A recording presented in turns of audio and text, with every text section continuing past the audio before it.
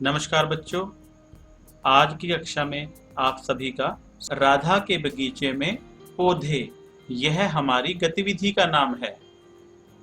अब जैसे आपको गतिविधि के नाम से ही पता चल रहा है कि राधा के बगीचे में पौधे, यहाँ पर क्या है, राधा अपने बगीचे में कुछ पौधे लगाना चाहती है।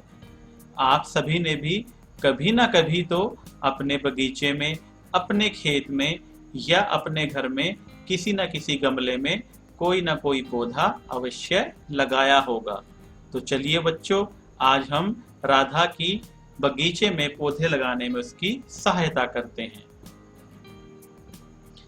राधा के पास 12 पौधे हैं। वह उन्हें नीचे दिए गए बगीचे में लगाना चाहती है। आइए राधा की पौधे लगाने में सहायता करें। राधा क्या करना चाहती है? राधा अपने बगीचे में पौधे लगाना चाहती है। तो सभी बच्चों ने राधा की पौधे लगाने में सहायता करनी है कि वह किस किस प्रकार से इन 12 पौधों को अपने बगीचे में लगा सकती है। तो चलो देखते हैं राधा इन पौधों को अपने बगीचे में किस प्रकार लगाती है। यह राधा का बगीचा है। यहाँ पर राधा देखते हैं पौधे किस प्रकार लगाती है।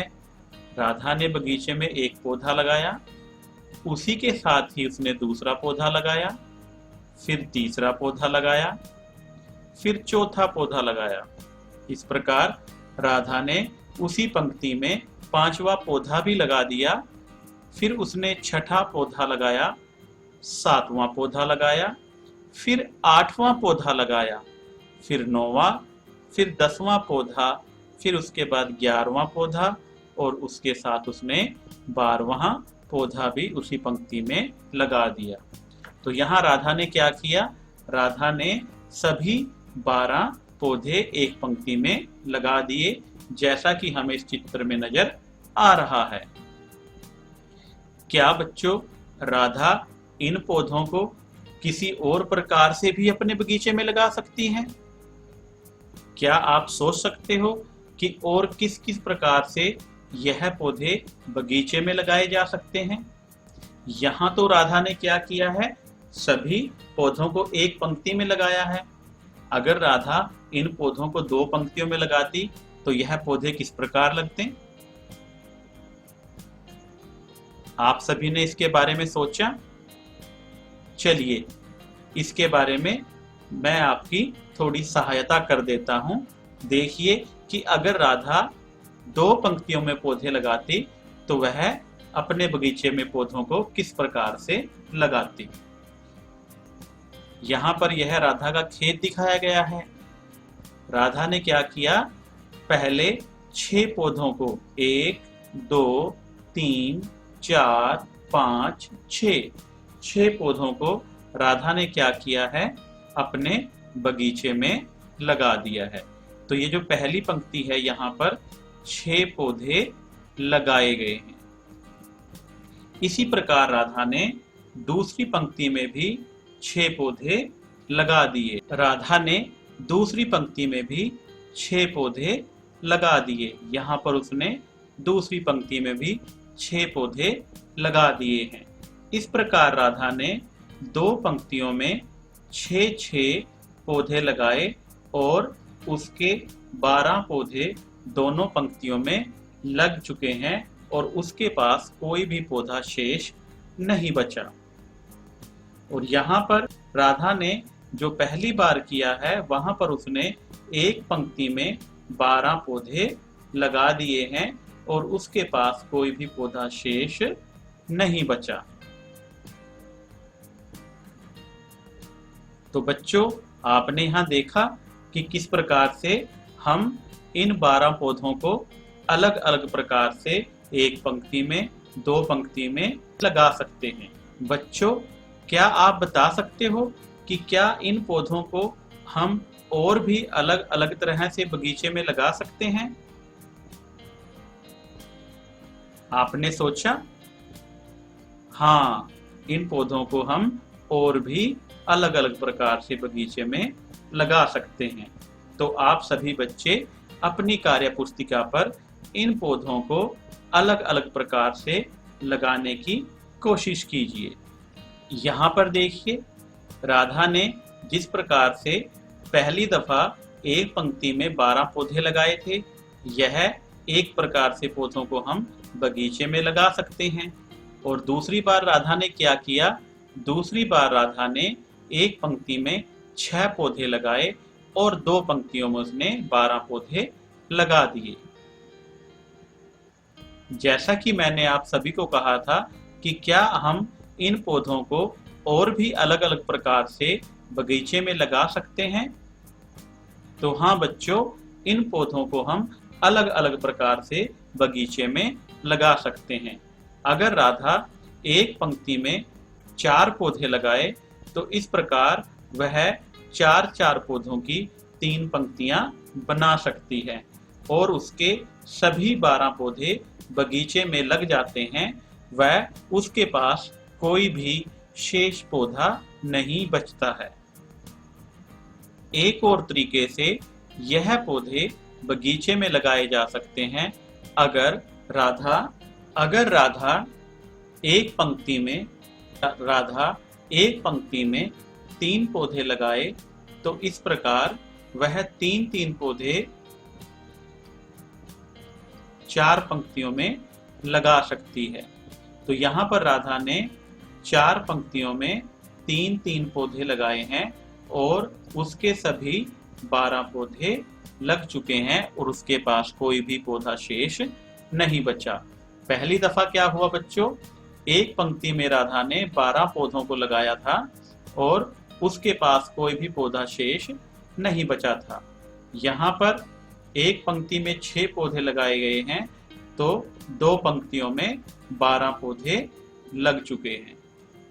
यहाँ पर राधा ने एक पंक्ति में 4 पौधे लगाए हैं और इस प्रकार उसके पास 4 पौधों की 3 पंक्तियां बन जाती हैं और उसके सभी 12 पौधे लग जाते हैं। अगर राधा एक पंक्ति में 2 पौधे लगाए तो इस प्रकार वह 2 पौधों की 6 पंक्तियां लगाती हैं। 6 पंक्तियों में 2 पौधे लगाए तो सभी 12 पौधे लग जाते हैं। एक तरीका और भी है। यहाँ पर राधा ने क्या किया है, एक पंक्ति में केवल एक ही पौधा लगाया है।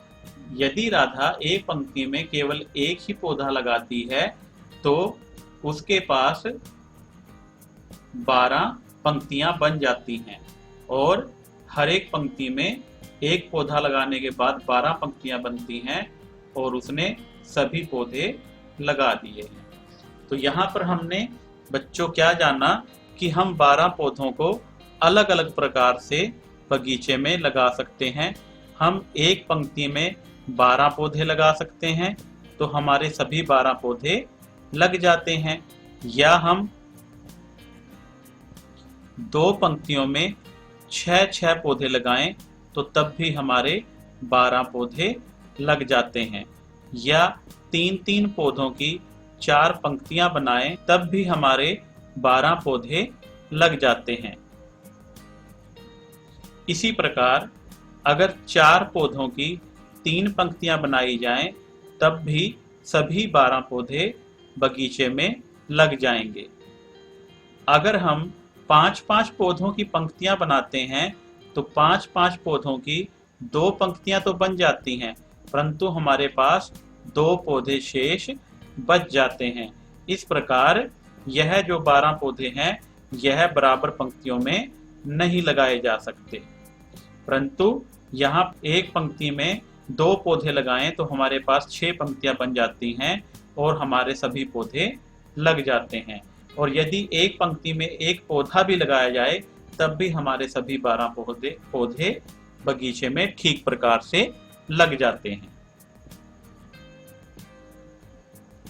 तो अब बच्चों आप इस गतिविधि के द्वारा अच्छी प्रकार से समझ गए होंगे कि हम इन 12 पौधों को अलग अलग प्रकार से बगीचे में किस प्रकार लगा सकते हैं। पिछले भाग में हमने पढ़ा कि हम 12 पौधों को अलग अलग प्रकार से किस तरह से बगीचे में लगा सकते हैं। आइए अब इस अवधारणा को अंकों के गुणनफल के द्वारा अच्छी प्रकार से समझते हैं। यह जो संख्या है 12, इन 12 पौधों की एक पंक्ति बनाई थी, तो यह हमारे सभी 12 पौधे एक पंक्ति में लग गए थे। जब दूसरी बार हमने पौधों को लगाया तो वहां पर क्या किया गया था, वहां पर हमने एक पंक्ति में 6 पौधे लगाए थे और इस प्रकार हमारे पास 6 पौधों की 2 पंक्तियां बनी थी। इसी प्रकार तीसरी बार हमने क्या किया था, तीसरी बार हमने एक पंक्ति में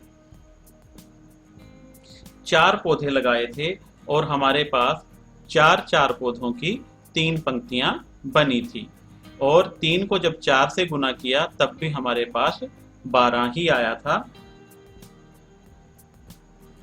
अगली बार हमने क्या किया था कि एक पंक्ति में 4 पौधे लगाए थे और इस प्रकार 4 पौधों की 3 पंक्तियां बनी थी।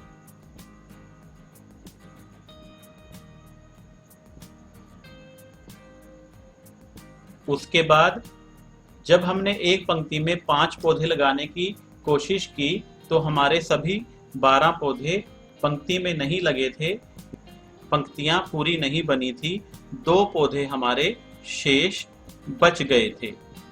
जब राधा ने एक पंक्ति में 2 पौधे लगाए तो वह सभी पौधे 6 पंक्तियों में लगे थे और इस प्रकार सभी 12 पौधे बगीचे में पूरे लग गए थे।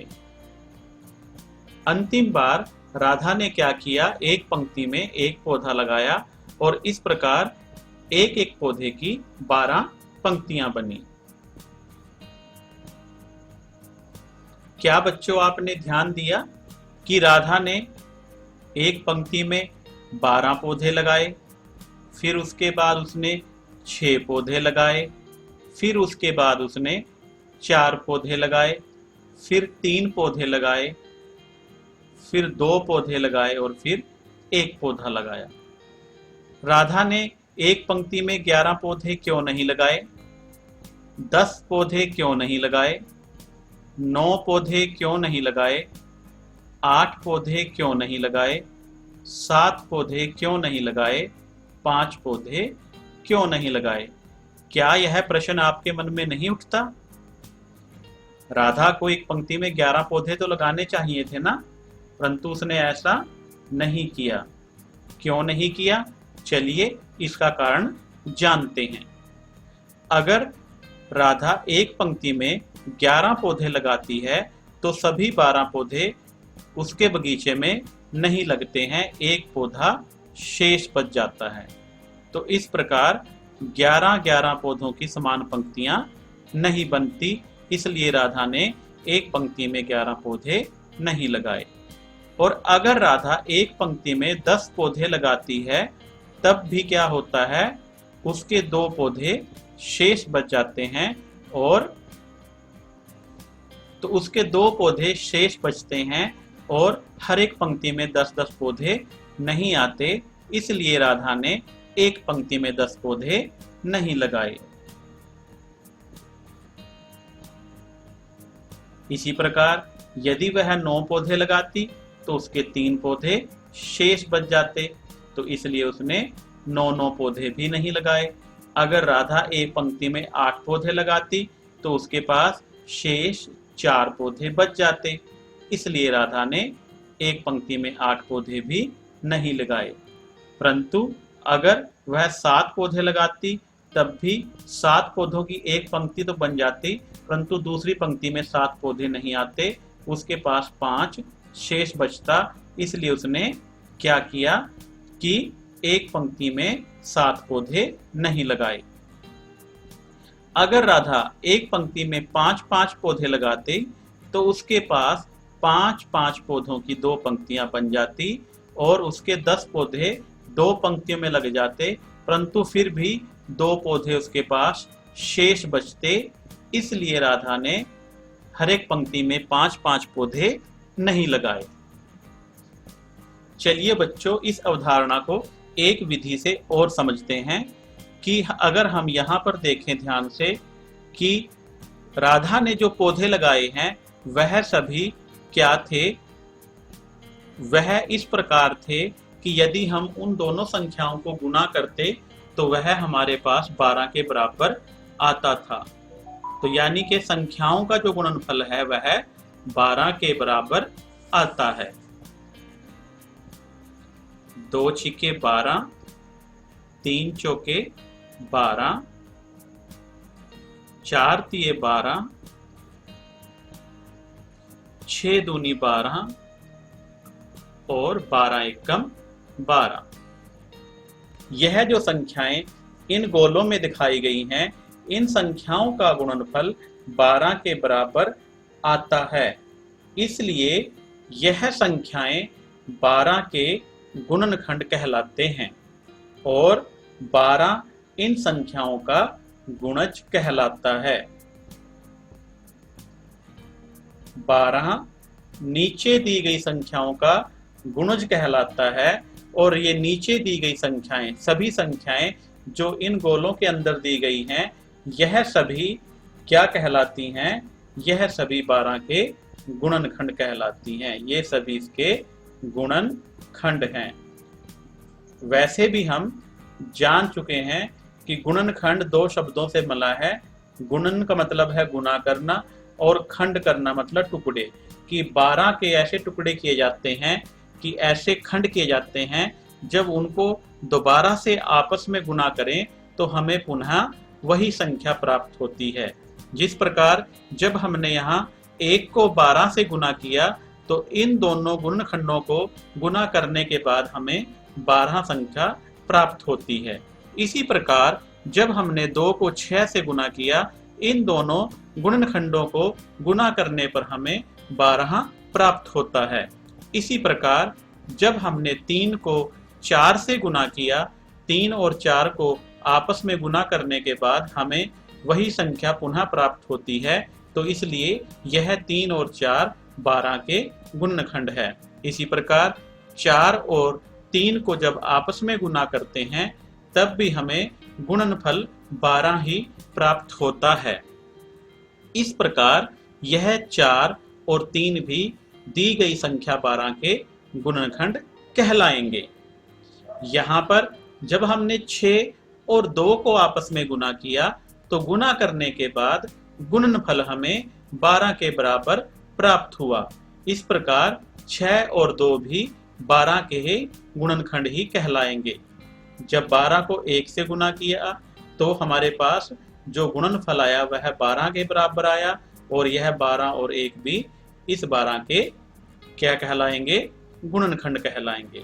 और 12 क्या है? इन सभी संख्याओं का गुणज है। इन सभी संख्याओं का गुणज है। अगर 1 को 12 से गुणा किया तो यह 12 के बराबर आया।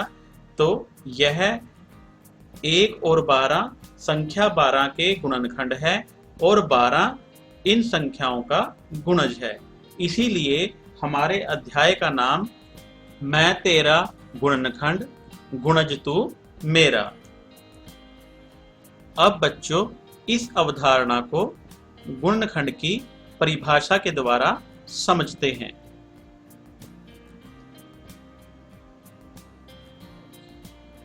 जिन संख्याओं को आपस में गुणा करने पर पुनः वही संख्या प्राप्त होती है वे सब उस संख्या के गुणनखंड कहलाते हैं।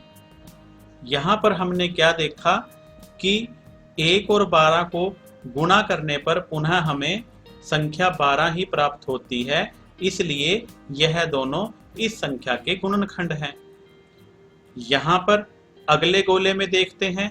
यहाँ पर भी 2 और 6 को जब हमने गुणा किया तो हमें पुनः वही संख्या प्राप्त होती है, यानी कि हमें 12 प्राप्त होता है। तो ये 2 और यह 6 भी संख्या 12 के गुणनखंड कहलाएंगे। इसी प्रकार 3 और 4 भी संख्या 12 के गुणनखंड है। इसी प्रकार 4 और 3 और इसी प्रकार 6 और 2 और ऐसे ही 12 और 1 इस संख्या के गुणनखंड कहलाएंगे। और जब इन गुणनखंडों को प्राप्त करने पर हमें जो संख्या प्राप्त होती है वह इनका नीचे दी गई संख्याओं का गुणज कहलाएगी। इस प्रकार हमने जाना कि 12 के गुणनखंड निम्नलिखित हो सकते हैं। 12 के गुणनखंड यहाँ से 1, 2, 3, 4, 6 और 12 हो सकते हैं। यहाँ पर कुछ संख्याएं 2 बार लिखी गई हैं, क्योंकि अगर 1 को 12 से गुना करें या 12 को 1 से गुना करें तो हमारे पास गुणनफल 12 ही प्राप्त होगा। तो यहाँ पर हमने जब 12 के गुणनखंड लिखे हैं तो इन संख्याओं को दोबारा से नहीं लिखा है, एक संख्या को केवल एक ही बार लिखा गया है। तो इस प्रकार 12 के गुणनखंड 1, 2, 3, 4, 6 और 12 होते हैं। किसी भी संख्या के गुणनखंड उस संख्या को पूरा पूरा विभाजित करते हैं और पीछे कोई शेष नहीं बचता।